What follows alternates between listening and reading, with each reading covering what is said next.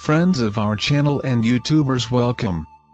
Answers of an Alien from Andromeda, 5th-9th video, August 28, 2011. Friends, it took me to get in contact again, but we're back to this mission. We were in Andromeda for some time, after helping the Arcturians. While some of our spaceships were reviewed, and our technicians added to it some new devices, we took a few days of rest. Our teleporters can download now 20 people at a time, and can transmit directly to our mothership without passing necessarily by our ship.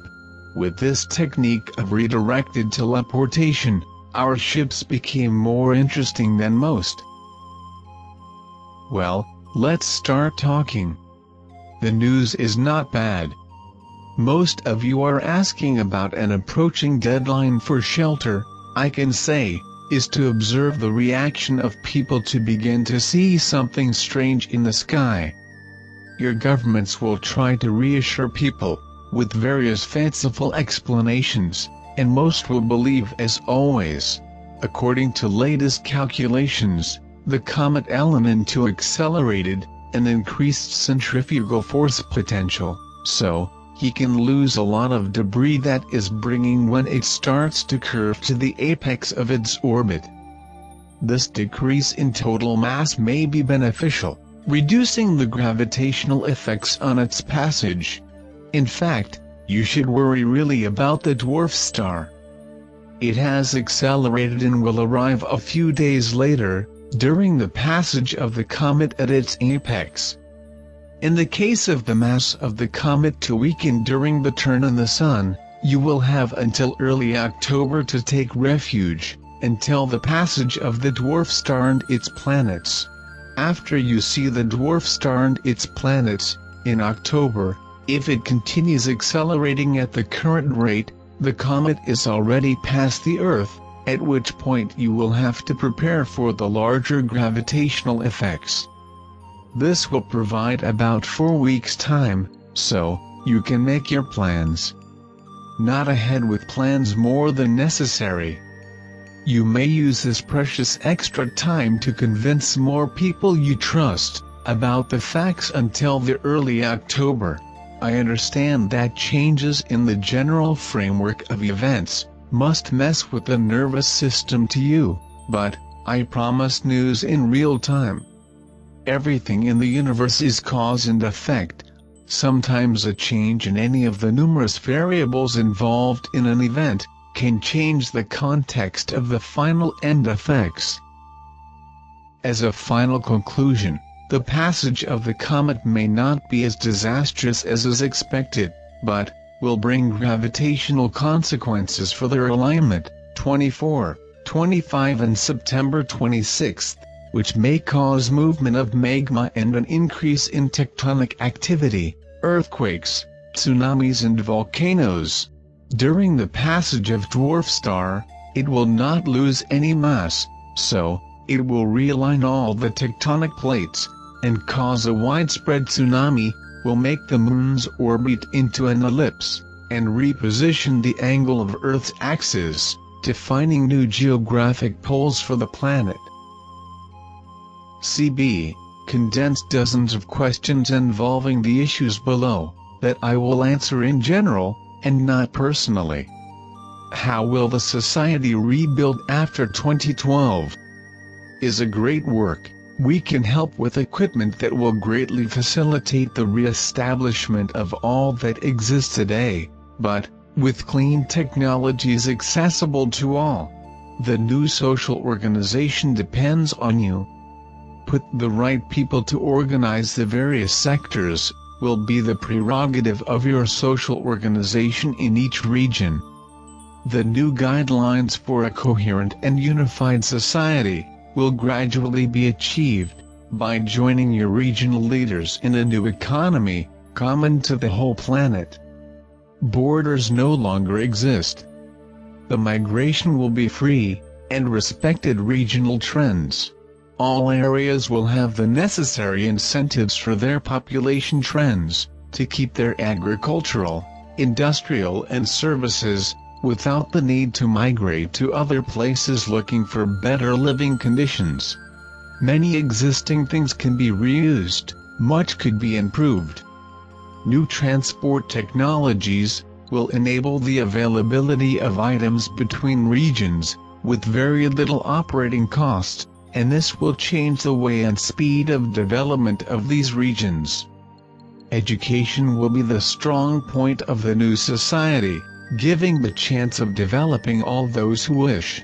Language, social rules and knowledge will become cosmopolitan. How will the health in this new society? With respect to health, we have systems and physical conditioning that can help in the eradication of many diseases, both congenital and those caused by microorganisms. Congenital problems, such as heart problems, kidney problems, diabetes, autism, paralysis, vision, and other neurological problems, may be solved as new technologies are introduced into your society. This may take some time and training, but will revolutionize everything that you know today as medicine. How can we restore our fauna and flora after all these events? After the reinstallation of your society, will be provided food crops that will grow very quickly, better and more nutritious grain of what you currently have. Many different fruits can be heated on the planet, as well as legumes and vegetables. But almost everything that you now have on diversity in your nature, will be maintained. Regarding your fauna, many species will no longer inhabit the planet in this new frequency, but another species will be introduced to a balanced ecosystem. Your seas will once again be an excellent source of protein, and your nature will integrate very quickly. What about others, who claim to have contact with other beings from Andromeda, including interdimensional, or blue skin color among other things? Look friends, I'm not here to judge or deny anyone. I can tell you what I know. There is little about the universe, but I know the entire database of civilizations currently associated with all the galactic community databases. I can say the following. The humanoids of the third dimension are definitely not interdimensional.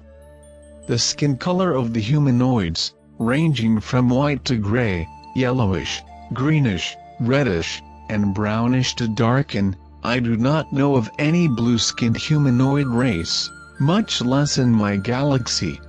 The colors emitted by different suns do not affect the color of the skin, but interferes with the protection that the skin develops, in relation to the protections which provides different atmospheres of planets. The humanoids descended from marine mammals may have the skin color in shades of white, brownish, gray or silver. The reptilians can have shades of brownish, reddish and light gray to dark gray. In the case of the descendants of insects, so they can have metallic colors on the external skeletons, ranging from various shades of gray, brownish, red, green, blue and darken. When can we effectively relate to other races?